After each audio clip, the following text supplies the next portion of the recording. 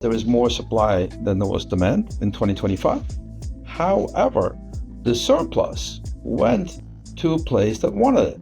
That's called China, right? And you absorbed into China, by our account, the better part of almost 300 million barrels. So in my balances of global supply of all liquids and global demand for all liquids, I had a surplus of about 1 million plus barrels a day. Hi, I'm Ed D'Agostino from Malden Economics, and this week we look at the supply and demand of oil across the globe with one of the industry's top oil analysts. Jan Stewart of Piper Sandler is back with us here at Global Macro Update.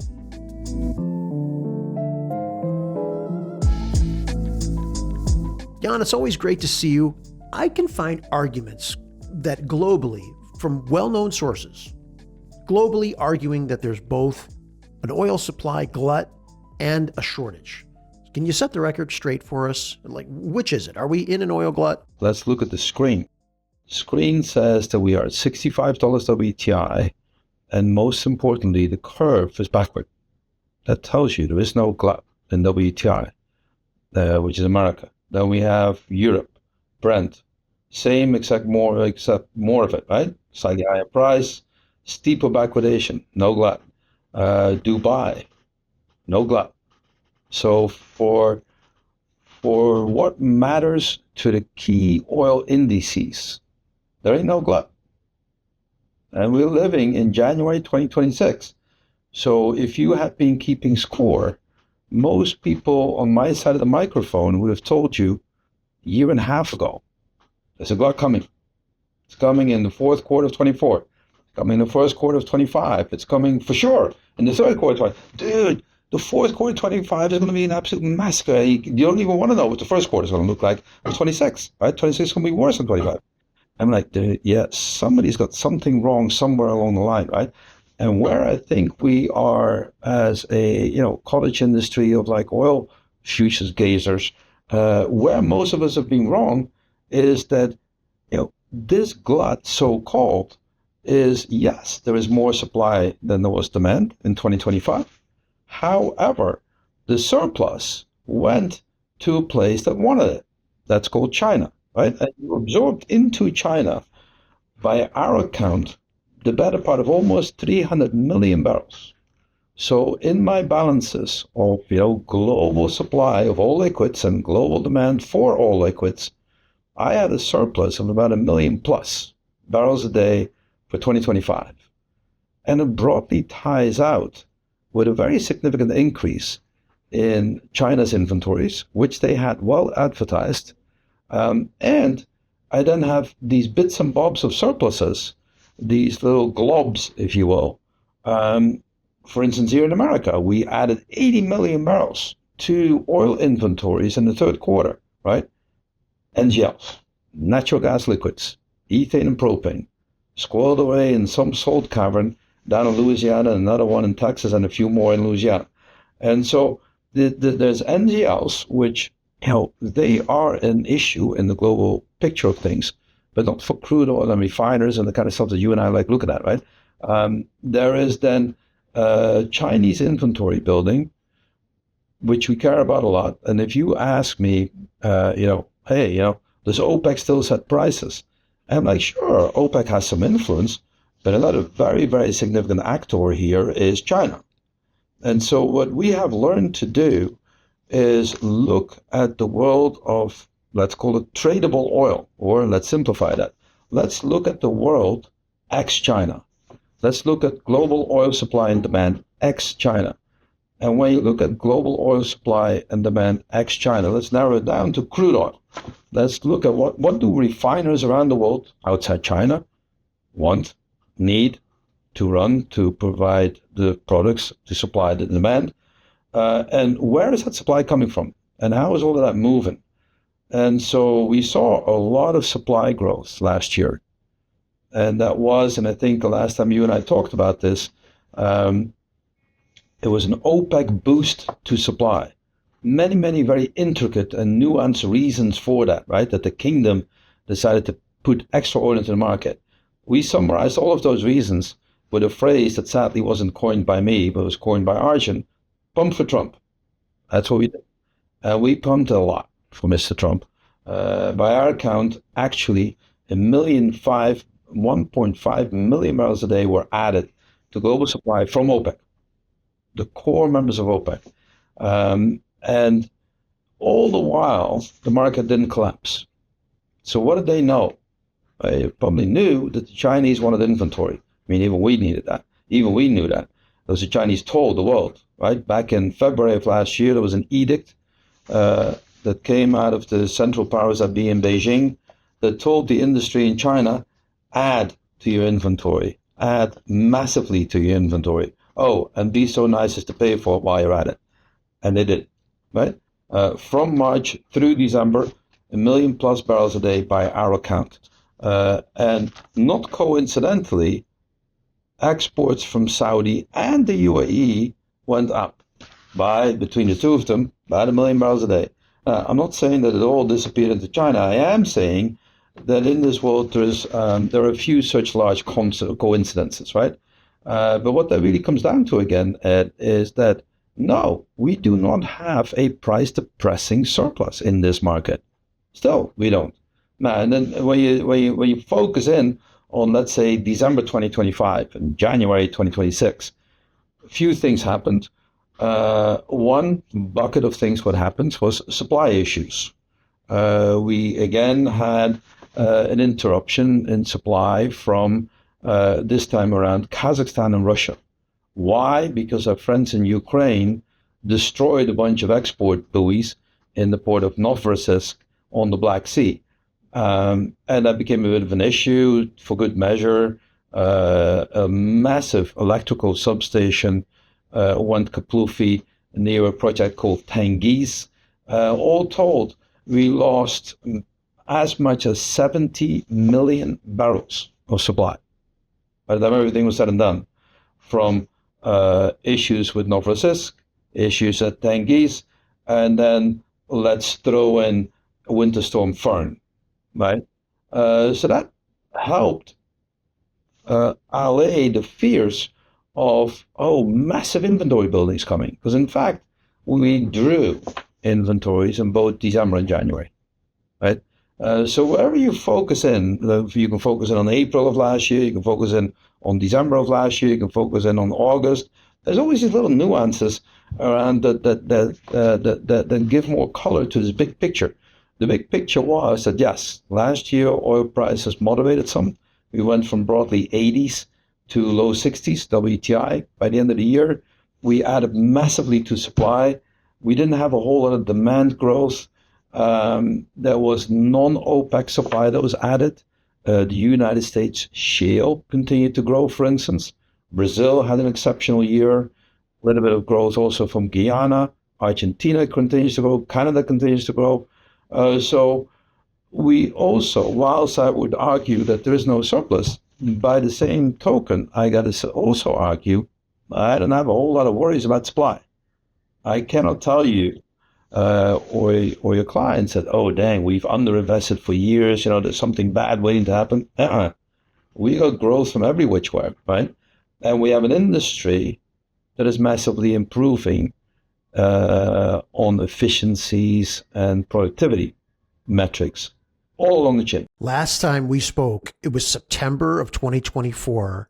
And I remember it just stuck with me all this time. You said that your big takeaway at the very end of our conversation was that don't underestimate the ingenuity that is happening in the oil industry. I think particularly in the U.S. shale patch, that they are going to continue to drive the cost of extraction down and down and down. And that certainly seems to have played out. I'm so glad that you cherry picked on one thing that I was remotely correct about. Appreciate that. And it's an ongoing story. I would be very slow-minded if I didn't pick up on that after all the time looking at this industry, right? This is a very, very important aspect of what this industry does. And so I think that you asked me earlier, let's hit on the U.S. shale. Is it done growing yet? It ain't done growing yet. It just isn't, right? And again, we're in early 2026. I remember, like yesterday, 10 years ago, and we were seeing phenomenal growth out of the shale, right? For oil, not even just for gas, for oil. And we're like, dang, that's a lot of growth. How long, pray, can that go on? And everyone in the Kidd brothers, a couple of more years and then we're done, right? And one of the Kidd brothers was, in fact, the Saudi oil establishment, who fully expected the shale to sort of roll over before the end of last decade. And I think now they expect and hope that it rolls over at the end of this decade. And you know what? On natural gas liquids, it ain't going to happen. It's going to continue to grow. Crude oil, there we could have a really interesting debate. I kind of am now beginning to see, more importantly, my colleague Mark Lear, who covers the E&P, right, looks at insanely granular data. And he contends that, yes, the crude oil part of the shale is beginning to run out of a really prime inventory, right? You're beginning to see that they're having to go a little bit farther afield.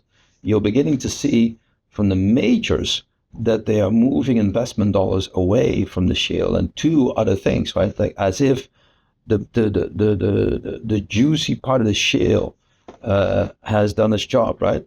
Now, I kind of look at this and I'll listen to especially things like Exxon, who say, well, you know what?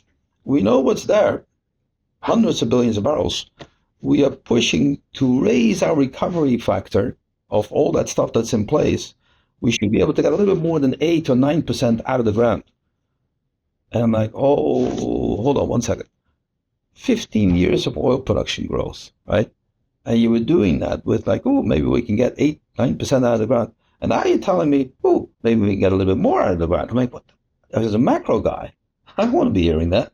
As a macro guy, you listen to some of the guys with big inventories, like Exxon, like Conoco, like, our friends at Diamondback. I mean, dude, if they have these huge inventories and if they can figure out ways to get more of what's in place out, then what we're going to see in the shale is that maybe that phase of growth begins to flatline a little bit, but you're going to see like an undulating plateau. You ain't going to see some cliff thing, right? So to build a whole bullish argument for the next 5 to 10 years on the shale rolling over, I think you want to be very, very careful with that. Do you see most growth coming from offshore? Let's paint a picture, right? The next 10 years or so, and you need that wedge of new production also to replace some of the old stuff and so on. I think there are several areas where we're going to see growth from. We're going to see a little bit more growth out of Canada. Let's just confine it to crude oil, right? A little bit more growth out of Canada, quite a bit more growth out of Guyana and Brazil, and a little bit less from Argentina. And then at some point we'll kick in another big offshore province, Suriname, and then who knows, eventually Namibia, also offshore, right?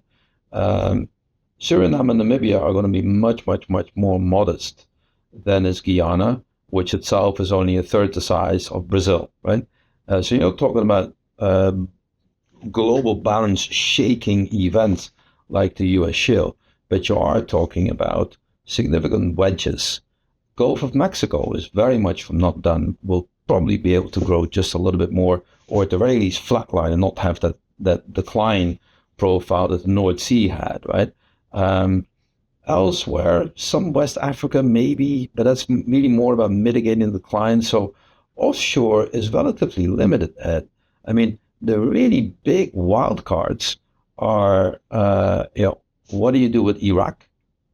What do you do with the Saudi export picture? And I nuance it that way because the Saudis are now fully investing in dramatically growing their natural gas production and their light liquids production. Why does that matter?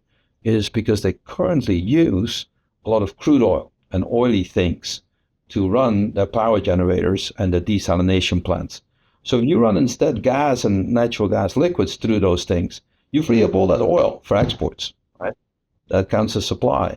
And you're going to do something similar in places like the UAE and Qatar. And the more stability you create in the Middle East, the more supply of crude oil you free up for exports, right? So I kind of suspect that on a 5 to 10 year horizon, the Middle East is very much from done. So it's going to grow, right? And we'll see how much of that will accrue to Iraq or to Saudi Arabia. But both of those things are going to be pretty material. For the other elephant in the growth room, what about Venezuela, right? Yes.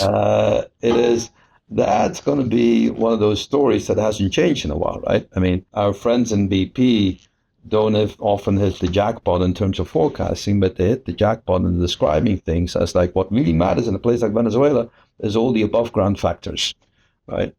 And with the above ground factors, what we mean with that is what is going to be your legal system, right? And Delcy Rodriguez, our custodian president, has managed to get her brother to guide through the parliament in Caracas some pretty significant changes to local law, right? That should make it more easier to actually own reserves in Venezuela, which heretofore was an outright monopoly by PDVSA. So now we're going to own a little bit more. Well, actually, can you now invest there, right? I mean, can you, or issue, or whatever you're going to invest, is that going to be attached or have a lien put upon it by the myriad debt owners in Venezuela? What are you going to do with all that debt? There's like, by most accounts, somewhere in the neighborhood of $150 billion worth of different IOUs that were written by PDVSA, by the state of Venezuela, without the backing of the parliament. I mean, take your pick. There's all these different buckets of debt that aggregate up to something like 150, of which our friend at Conoco told the president of the United States, well, actually, it's about 11 billion bucks, right? And counting, thank you very much, for just them, right? So what is going to happen to all of that before, or can you ring fence that, which we're trying to do? But we're going so far to ring fence that. Here's a little anecdote that I believe to be true because you hear it from different sources that are credible, is that right now, America is involved in selling that Venezuelan oil, right, to export markets. And the proceeds of that were then going to be, quote unquote, shared between, the America in return for security and so on, and by Caracas, right? But first, where does the money go? Well, it has to be not attachable, or it has to stay out of the reach of the creditors. Where does it go? Accounts in Qatar. I mean, that's pretty far from Caracas or Washington, right? So we are having to jump through hoops here, Ed, is what I'm saying, to just keep the exports going outside of PDVSA. And now we're asking people to invest. And Chris Wright, the energy secretary, bless him, is telling everyone that loads of people are very interested, and we're going to see all these investments. And I'm like, dude, I want to see that before I really believe it, right? Because a lot of things have to go right here. If you are lasting, I'll tell you, last thing to consider in this is that, let's say that your oil company acts and you see all these projects and you think they're going to be great projects. You want to believe that America and Caracas are now cooperating. Well, what happens after the next American election, right? Or what happens if we have an election in Venezuela? So I don't think that the political risk factor has been mitigated much at all yet. And that's the biggest impediment. What do you do? What does that political system decide to do with what you can actually own, what you can repatriate, which one of its debts it's going to pay, which one of its future debts would it pay, right? All these questions have not been answered. What we do know is that there is gobs of oil. That was my next question, are the reserves really there? I mean, there's the narrative out there that Hugo Chavez basically made it up. Two things that we know broadly. One, we've been producing oil out of Venezuela for 100 and whatever plus years, mostly out of the Lake Maracaibo region, where every oil geologist and oil reservoir engineer will tell you the biggest problem is to keep the oil in the reservoir. It so desperately wants to come out, right? That's Lake Maracaibo. That is very far from fully developed yet. And we've been developing it for 100 plus years. So there is a freakish amount of oil there, easy to get at, yada, yada, yada, yada. Now, the more difficult bit is all the way over toward the east in the Orinoco tar belt. And the Orinoco tar belt is that, it's tar. It's under what the Canadians like to call an overburden that's relatively thin. You can get to it without too much trouble, but you do have to heat it or dilute it to transport it, and then yada yada yada yada. Rough break-even levels in all sorts of caveats. Call it about 50. Call the Maracaibo stuff about 20. How much of there is there? A freakish amount. Is it hundreds of billions? Probably. Have proper audits been done on everything? No. But we knew from the 90s that the Orinoco Belt is every bit as big as the oil sands system of Canada, right? And it's comparable to the oil sands in the sense that it's very, very heavy, except in the Orinoco Belt, there ain't no sand in it. So it's easier than that. There's a sort of built-in demand for that type of oil, given the types of refineries, at least in the Gulf region of the United States. Is that correct? That's right. And who built those refineries in the 1980s, right? American refiners. With whose help? Venezuela. Because you built a system to take your crude, right? So yeah, this goes back to the 80s and the 90s, and we built these massive coker installations, and they are ideally suited to, you take heavy Venezuelan oil into a distillation tower, and you get a first yield of like 70% heavy junk, and that junk goes into a coker, and that coker just cracks it to smithereens. It's a really, really heavy, difficult piece of machinery that coker is. Needs to be tied into these other pieces of machinery. It gets to be very, very complex, and it's purpose built for ultra heavy crude oil, of which Venezuela has a lot, right? So yeah, it would once everything gets going, time frame, who knows, right? How many years that will take. Once it all gets going, it will be a boon to Gulf Coast refiners. I want to circle back on one thing that you mentioned before, Jan. You're talking about how much China has been building up its inventories. This might be outside of your purview, but any thoughts on why? I mean, is it strictly a resiliency play, or is this more about a pre-war buildup? I'll tell you something about my my background. So I'm Dutch, right? And then I was raised a socialist, and that I'm like this hidden sort of like pacifist and ecologist. I love my bicycles, my windmills, and everything, right? But you also study military history and diplomatic history, and then you try and look at what's going on now through these like different lenses, and what you see is what Prime Minister Carney called a rupture of the global order of things, right?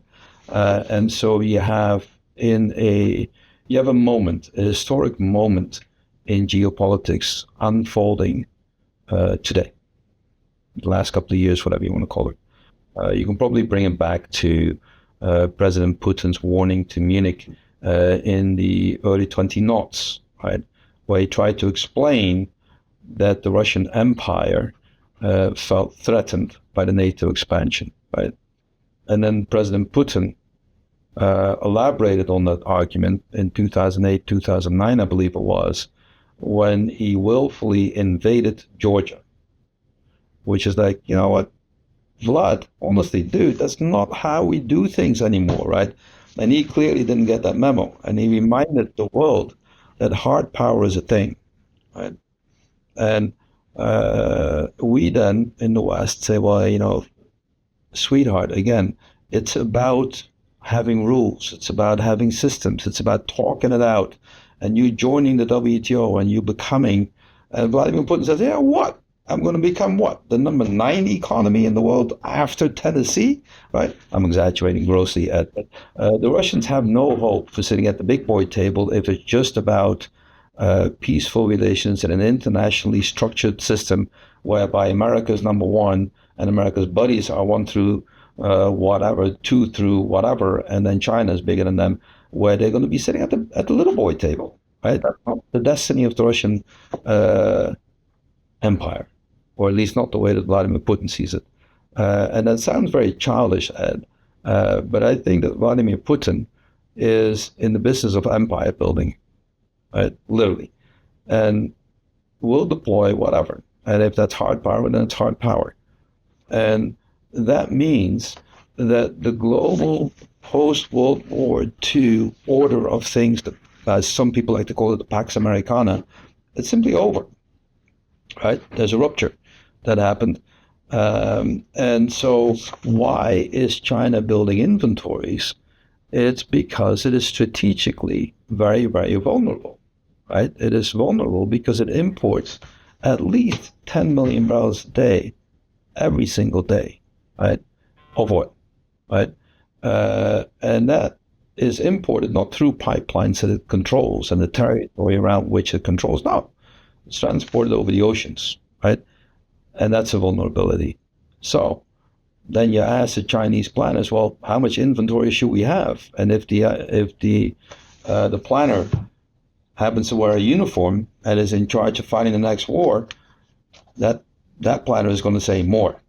We ain't never going to have enough. Right? It's really simple. So I think that they are building inventories for sound strategic reasons in a world that is becoming more uncertain, not less uncertain. And they're doing that because with the best will in the world, they can not do without oil. They've taken care of reducing the growth in oil demand from transport with building an entire EV manufacturing chain. They have taken a lot of oil demand out of the trucking fleet with LNG trucks, with electric trucks. They've added to oil supply with coal to liquids. They've added to oil supply in all sorts of other ways. But there's limits to it all, right? And so you remain very vulnerable. So over time, you add to your inventories. And there was an extra impetus for that last year, right? Will they continue to do that? They've already said that they will. Are we going to add to it? I mean, last time you and I spoke about a year and a half ago, the U.S. Strategic Petroleum Reserve was at an all-time low. And I'm curious what's happened to it and if it's still relevant. That's the key question. How relevant is it, right? Because what we talked about earlier, the shale, my contention is it's not yet done, right? It can maintain the level of production from the shale. That's just my contention. If you're a strategic planner and you happen to wear an American uniform, you're like, all right, where's the proof of that? Right? What if you guys are wrong and for whatever reason, the shale begins to decline? What if we are right and we keep on having oil demand, right? Let's see, what do we do to our EV population, for instance? Well, we scratch the subsidies, then we made it so that the EPA no longer tells us that our cars need to be more efficient. So our gasoline demand is not going to go off a cliff. It's going to glide a little bit. It's not going to tip over. Diesel demand is going to stay relatively flat. That petchems will need oil, says the American planner.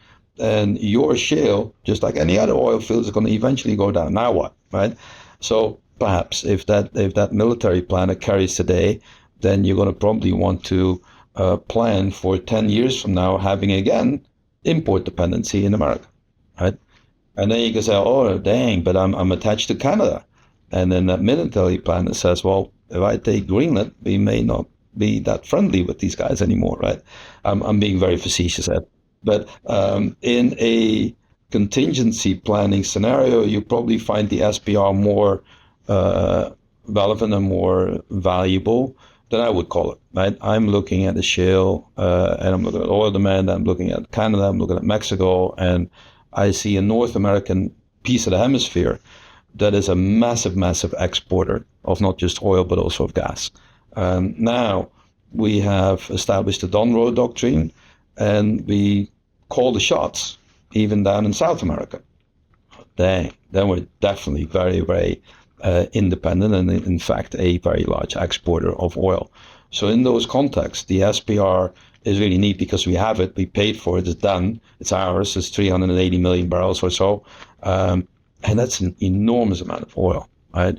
And that can be very helpful if we need to make sure that the Europeans, let's say, stay on site if there's a crisis. So I wouldn't want to do away with it. I think there was better ways of spending money than to add massively to it. Um, and I would just leave it as is and keep it up to date and keep the installations current.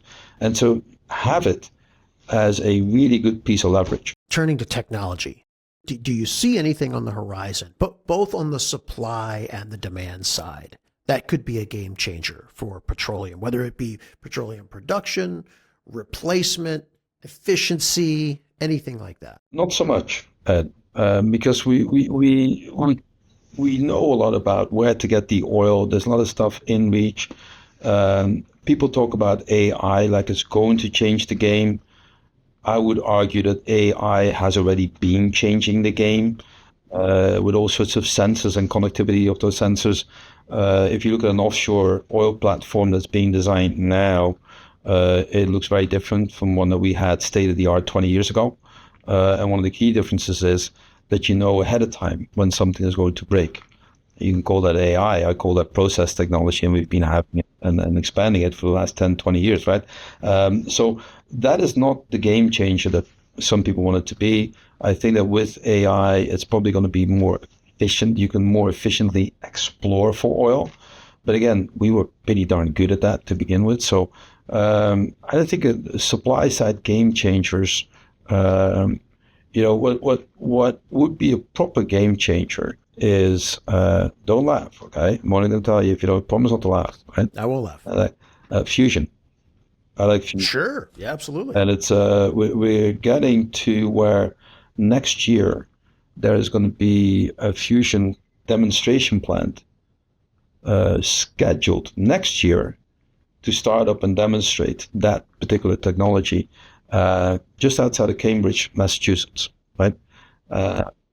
And the commercial sized plant of the same design is having its foundation poured and the first bits and pieces added to it already, right? So that's no longer decades away, I would argue. SMRs are not.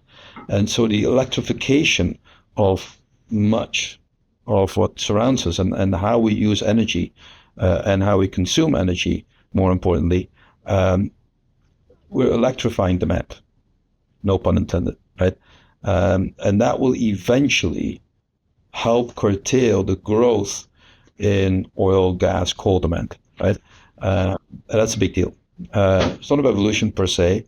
It's just when you get into the game of like 5, 10 year, 25-year planning into the future, you probably want to keep that in the back of your head. Do you think we're at the point where are we years away, relatively few years away from actually having economical commercial scale fusion, or is that still something? Because I've always felt like we're still in the demonstration phase. Okay. Right? You still need to demonstrate it is actually really working and then commercially viable. That test cases, like I said, right, that it actually works. I'm told by people that have got a freakish amount of money involved in this and are just insanely capable, that demonstration is the year 2027. That's exciting. I think that's mad exciting, yes. On the bigger picture, what does that really do with your demand outlook for things like oil, right? I think that there's more and more of a sense in my head that oil demand wants to begin to flatline, right? That your structural growth, that's going to be harder to come by. And a lot of that will depend on, that really easy argument. Well, I only have about 2 billion people out of the world's 8 or so billion people who are actually energy wealthy, right? Who have enough, right? That means that you have 6 billion people who, by some definition, are energy poor, right? How are we going to get them wealthy is the question, right?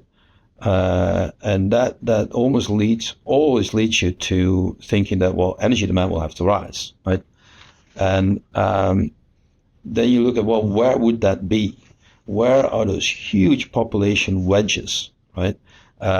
South Asia, which includes a lot of different things that are in many, many ways developing relatively fast, have already developed relatively fast, and then Africa.